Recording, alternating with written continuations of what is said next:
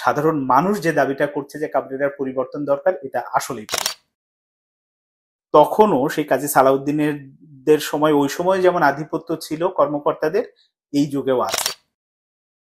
তো হামজা সমিতির আগে যে আসছেন ঢাকায়, এটা মোটামুটি নিশ্চিত।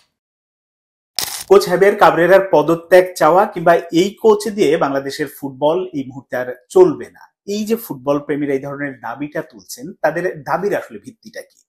তারা কি এমনি এমনি বলছেন, নাকি আসলেই কোচ কাবরেরার কোথাও সমস্যা আছে, তিনি এই মুহূর্তে বাংলাদেশ দলের জন্য উপযোগী নন? এই বিষয়টা যেমন খোঁজার চেষ্টা করব, একই সঙ্গে সিন্ডিকেট বাংলাদেশের ফুটবলে কি প্রভাব ফেলছে বা কিভাবে আসলে প্রভাব বিস্তার করে আছে সেটা জানানোর পাশাপাশি সমিত সোম এবং হামজা চৌধুরীরা কবে 10ই জুনের আগে দলের সঙ্গে যোগ দেবেন ঢাকায়, সে বিষয়গুলো একটু জানানোর চেষ্টা করব। সবাইকে স্বাগত জানাচ্ছি বিডি আর্কাইভের পক্ষ থেকে, আমি আবু সাদাত। প্রথমে কোচ কাবরেরার বিষয় আসি, যে কাবরেরার প্রতি এই যে বিতৃষ্ণা, হতাশা বা তার পদত্যাগ চাওয়া, এই ব্যাপারটাকে হঠাৎ করে, যেটা যে ফাহমিদুল ইস্যুতে তিনি যে একটা গোলমেলে পরিস্থিতি তৈরি করে ফেলেছিলেন, তারপরে কি শুরু হয়েছে? ব্যাপারটা এইভাবে দেখলে খুব সাদামাঠা ভাবে দেখা হবে, কিন্তু আসলে তা না। তার প্রতি বিতৃষ্ণা বা হতাশাটা অনেক দিন হলোই জমেছিল, সেটা ওই পুঞ্জীভূত হতাশাটা বড় আকার ধারণ করেছে ভারতের বিপক্ষে ম্যাচে। পুঞ্জীভূত সে আগের সমস্যা যদি বলেন যে তার ম্যাচ রিড করার ক্ষমতা, অপোনেন্টকে রিড করার ক্ষমতা খুবই দুর্বল। যদি বলেন যে খেলোয়াড় সিলেকশনের ব্যাপারে তিনি একটা বিতর্কিত অবস্থায় সব সময় রাখেন, হয়তো সারা বছর যারা সাইড বেঞ্চে বসে আছে তাদেরকে আবার জাতীয় দলে খেলানো, যারা পারফর্ম করছে তাদের সুযোগ দেন না, এই নিয়ে ওই বিতর্কটা তো আছেই। আবার অল্পতে সন্তুষ্ট থাকা, যে আমি ভুটানের সাথে ড্র করা, মালদ্বীপের সাথে ড্র করা, এতে সন্তুষ্ট থাকা, এই ব্যাপারটা তো একজন হেড কোচের মাথা থেকে যদি ওই রকম পরিকল্পনা বা ওই সন্তুষ্টির জায়গাটা তো নিচু মানের হয়, তখন হতাশা যোগ হওয়া বা হতাশা বাড়তে থাকা স্বাভাবিক। সেই হতাশাটা ইন্ডিয়ার ম্যাচে এসে আমরা অনেক বেশি দেখেছি। তার শুধুমাত্র ভুল একাদশ সিলেকশন এবং ভুল স্ট্র্যাটেজির কারণে বাংলাদেশ ম্যাচটা ড্র করেছে, অথচ সেখান থেকে আমরা 3 পয়েন্ট নিয়ে আসতে পারতাম। ফলে যেটা হয়েছে যে এই অনেক দিনের জমে থাকা সমস্যাগুলো কেন্দ্র করে কাবরেরার প্রতি হতাশাটা আরো বেড়েছে। আর এই মুহূর্তে, তখন তো ইন্ডিয়ার বিপক্ষে ম্যাচে শুধুমাত্র হামজা চৌধুরী ছিল, এখন তো সামিত সংযোগ হচ্ছে, শোনা যাচ্ছে যে কিউবা মিচেল আসতে পারেন 10ই জুনের ম্যাচে। আবার যদি ফাহমিদুলকেও সেই ফুটবল ফেডারেশনের চাপে নিয়ে আসা হয় এবং কোচ নিতে বাধ্য হয়, তখন তো আসলে আমাদের দলটা অনেক বেশি পরিপূর্ণ হয়ে যায়। আমরা সিঙ্গাপুরের বিপক্ষে জিতবো এরকম একটা কনফিডেন্ট নিয়ে আসলে মাঠে নামা যাবে। তার আগে অবশ্য 4 তারিখে যেটা ভুটানের বিপক্ষে প্রস্তুতি ম্যাচ আছে, সেটাও একটা প্রস্তুতিমূলক, বোঝা যাবে যে তিনি কোন স্ট্র্যাটেজিতে খেলতে যাচ্ছেন বা আমরা কেমন করতে যাচ্ছি, তার একটা ইঙ্গিত পাওয়া যাবে ওই ম্যাচটা থেকে।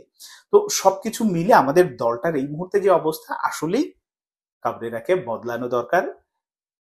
বদলানো দরকার এই অর্থে যে তিনি কিন্তু জাতীয় দলের আগে সেইভাবে কোনো হ্যান্ডেল করেনি, জাতীয় দলে কাজ করেনি, বয়সভিত্তিক দল বা একাডেমিক দল নিয়ে বিভিন্ন জায়গায় কাজ করেছেন, কিন্তু তার জাতীয় দল হ্যান্ডেল করার যে অভিজ্ঞতা, সেটা বাংলাদেশেই প্রথম। এবং বাংলাদেশের ফুটবলের জন্য এটা আবার দুর্ভাগ্য যে বেশিরভাগ কোচের ক্ষেত্রেই হয়েছে যে বাংলাদেশি প্রথম জাতীয় দল, তারপরে হয়তো তারা অন্য জায়গায়, এবং অনেকে দেখা গেছে আর বাংলাদেশি শেষ এবং প্রথম এবং শেষ জাতীয় দল, তারপরে আর কোনো দল পায়নি, এরকমও আছে।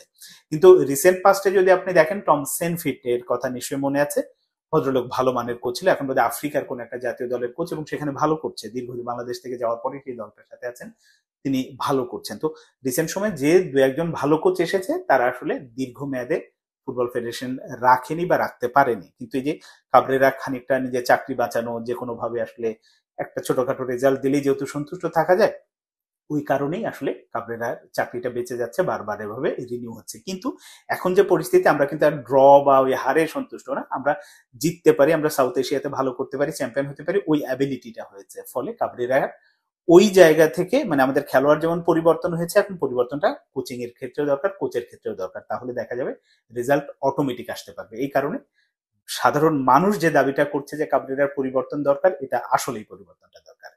এবারে আসি আসলে সিন্ডিকেটের যে ব্যাপারটা, সিন্ডিকেট এই ব্যাপারটা নিয়ে যদি আপনি ফুটবল সংশ্লিষ্ট, সেটা ফেডারেশন বলেন, কোচিং স্টাফ বলেন, এদেরকে জিজ্ঞেস করবেন, সবাই না একেবারে বই পুস্তকের মতো কথা বলবে, না না না এরকম কিছু নেই, কোচ স্বাধীনভাবে কাজ করে, এই রকম কোনো কিছু কেউ হস্তক্ষেপ করবো না, একেবারে পাঠ্যপুস্তকের যে কথাবার্তা সেগুলো সুন্দর করে বলে দেবে। কিন্তু ভেতরের খবর হলো, আমি দুটো উদাহরণ দিই শুধু। আমি রিসেন্ট একটা মামুন জোয়ারদারের ইন্টারভিউ করেছিলাম, সাবেক ফুটবলার, জাতীয় দলের। তিনি দুঃখ করে বলছিলেন, তখন কাজী সালাউদ্দিন হচ্ছে জাতীয় দলের কোচ, একটা টিম নিয়ে বোধহয় জাপানে গিয়েছিল অর সৌদি আরবে গিয়েছিল, সেখানে ওই টিমটা নিয়ে কাজী সালাউদ্দিন সন্তুষ্ট ছিলেন না, অনেক বড় বড় ব্যবধানে হেরে এসেছিলেন। তো খেলোয়াড়দের সাথে, মামুন জোয়ারদারের সাথে এরকম একটি কথোপকথনে তিনি বলেছিলেন যে মামুন, দলটা আসলে আমার না, আমাকে চাপিয়ে দেওয়া হয়েছে, এই কারণে এই দল থেকে রেজাল্ট পাওয়া সম্ভব না। তো এটা বলছি আমি সেই 80-র দশকের কথা। আর রিসেন্ট পাস্টের যদি আপনাদের একটা উদাহরণ দিই, এই কাবরেরার অধীনে, এটা 2023 সালের আমাদের গোলরক্ষক আশরাফুল রানার কথা নিশ্চয়ই মনে আছে। আশরাফুল রানা সেই বছর এই যে একটা ত্রিদেশীয় সিরিজ করবে কাজী সালাউদ্দিন সিলেটে, তখন সিশেলস এবং ব্রুনাইকে আনার কথা, ব্রুনাই তো আসলো না, সিশেলস নিয়েই হলো শুধুমাত্র 2 ম্যাচ না 3 ম্যাচের সিরিজ। ওই ম্যাচ উপলক্ষে সৌদি আরবে ক্যাম্প করতে গেল বাংলাদেশ দল, এবং ওই ক্যাম্পের আগে যখন ঘরোয়া লিগ চলছে, তখন হচ্ছে রানা দুর্দান্ত ফর্মে চিটাগাং আবাহনীতে খেলে। রানার সাথে কোচের যোগাযোগ বা কোচিং স্টাফের যোগাযোগ, রানাকে এরকম আশ্বস্তও করা হয়েছে তুমি বিবেচনায় আছো, তুমি ভালো পারফর্ম করছো, রাখা হবে। কিন্তু শেষ মুহূর্তে যেদিন সৌদি আরবের জন্য দল ঘোষণা করা হলো, সেদিন আর রানা দলে নেই। কেন নেই? পরে কোচ, সে রানা নিজে ফোন করেনি, কোচের পরে কোচই নিজে আবার রানাকে ইয়ে করেছে যে রানা, টেকনিক্যাল একটা কারণে আসলে তোমাকে নিতে পারিনি, তুমি কিছু মন খারাপ করো না। টেকনিক্যাল কারণটা কি, ওই সময় রানাকে বাদ দিয়ে সোহেলকে নেওয়া হয়েছিল, আবাহনীর গোলরক্ষক। আবাহনীর গোলরক্ষকের যদি আপনি পারফরমেন্স বিবেচনা করেন, যদি ভালো হয়, সে যে কোনো ক্লাব থেকে আসতে পারে, কিন্তু সোহেলের ওই সময় 2023-এ পারফরমেন্স ওটা ভালো ছিল না, মানে সেরা 3-4-এও আসার কথা না, 4-এর মধ্যেও আসার কথা না, কিন্তু তিনি ঢুকে গিয়েছিলেন জাতীয় দলে। ওই সময় জিকো ছিল, এখন যে আমাদের মিতুল আছে ও ছিল, সাথে হচ্ছে যে সোহেল ছিল, এরকম তিনজনকে রানাকে বাদ দিয়ে দেওয়া হয়েছিল। তো এই যে কাবরেরাও রানার কাছে সরি বলেছে, তার মানে তখনও সেই কাজী সালাউদ্দিনের দের সময়, ওই সময় যেমন আধিপত্য ছিল কর্মকর্তাদের, এই যুগেও আছে। কেন আমি সোহেলের কথা বললাম, তখন হচ্ছে যে বিএফএফ এর সহসভাপতি কাজী নাবিল আহমেদ, তিনি ন্যাশনাল টিমস কমিটির চেয়ারম্যান, তিনি কোচের বেতন দেন, তিনি আবাহনীর ডিরেক্টর, আওয়ামী লীগ ক্ষমতায়। ফলে এই যে আধিপত্যটা, এই যে ক্ষমতার ব্যবহারটা, এটা তো আগেও ছিল, এখনো আছে। এখন হয়তো অন্য ফরম্যাটে আবার চেঞ্জ হয়েছে, আপনি এখন আওয়ামী লীগ নেই, কিন্তু শুধুমাত্র যে ক্ষমতা, রাজনৈতিক ক্ষমতা থাকলেই তার অপব্যবহার করছে ব্যাপারটা তা না। যাদের অন্য ক্ষমতা, আর্থিক ক্ষমতা আছে, সেই ক্ষমতা দিয়েও কিন্তু ব্যবহার হচ্ছে। এখন আপনি একটুখানি মিলিয়ে নেন যে এই সময় কোন ক্লাব খুব বেশি মাত্রা আধিপত্য বিস্তার করছে, তাদের এক ধরনের আধিপত্য থাকবে, এটাই স্বাভাবিক। ফলে বাংলাদেশের ওই যে সিন্ডিকেট বলি বা এক ধরনের আধিপত্য বলি, এটা আগেও ছিল, এখনো আছে। কেউ যদি অস্বীকার করে, না বলতে চায়, এটা শুধুমাত্র তারা লুকাতে চায়, কিন্তু মূল ফ্যাক্টে এটা আছে। ইভেন খেলোয়াড়দের মধ্যে আলাদা রকম সিন্ডিকেট আছে, ওই গল্প অন্য আরেকদিন করব। আর এখন আসি হচ্ছে একেবারে রিসেন্ট বিষয়, 10ই জুন ম্যাচকে সামনে রেখে বাংলাদেশ দল প্রস্তুতি নেবে।